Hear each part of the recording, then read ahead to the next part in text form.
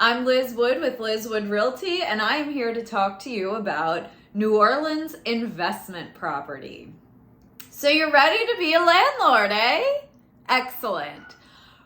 Real estate is a great way to build your wealth. You can do that by buying a strictly investment property where you do not live in it. Maybe you already have a home, but you're thinking you want another property to add to your portfolio.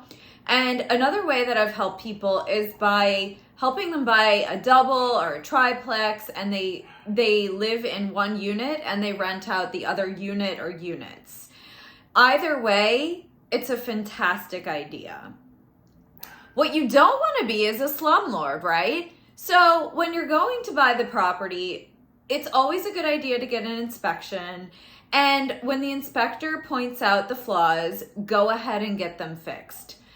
It will give you peace of mind. It will give the renter peace of mind. And then you don't have to worry about it usually for a pretty long time. Another good idea is to learn the laws of being a landlord.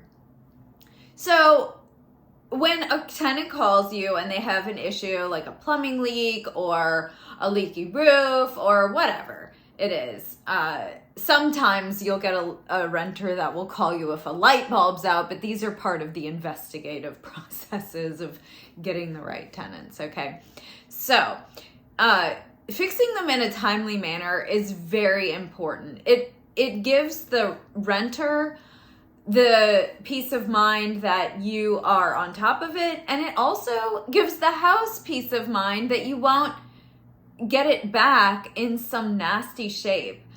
So it's just really important to be on top of any of the major issues that come up during the tenant's stay, and encourage the tenant to tell you about them, because sometimes they say, well, I don't want to bother such and such. It's not a bother when you've got water gushing out of your pipes under the sink for a month. So another thing that you can do that I tell my buyers of investment property is to take care of the lawn work. I mean, you do not need the city being called because you have a rat infestation and grass up to your eyeballs. You can add it into the fee of rent, but get the yard work taken care of so the tenant isn't like, oh my gosh, that's one more thing I have to do. And also do pest control, because we have lots of pests.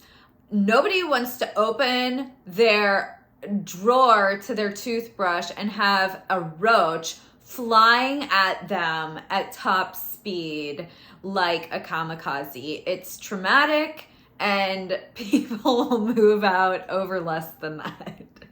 So one thing that you could look into doing is getting a property manager. I encourage people to interview a few people, and then you might decide that you just want to self-manage, which is totally fine. I have helped people get different resources: handyman, plumber, electrician, a cleaning person, and they just manage it by themselves. So depending on your tolerance, I would say interview, see what people offer, and then if not, just do it yourself.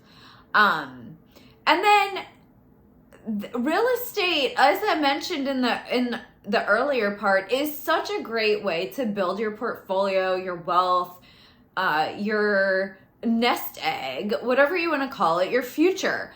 It does not typically go in the opposite direction. So year after year, your house increases. I just looked to see what my house sold for 4 years ago, and then 4 years before that. And y'all, we're making, it's just good investing. I love investment in real estate. I think it's a great idea, and I would love to help you get your own investment property.